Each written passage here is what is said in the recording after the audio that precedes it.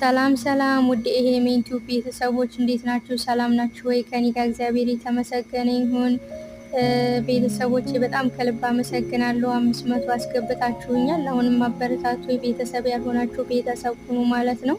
እንዲሁም ዩቲዩበሮች ማለት ነው ሰብስክራይብ እያደረጋችሁ ኮሜንት አስቀምጡልኝ፣ በታማኝነት እመልስላችኋለሁ ማለት ነው።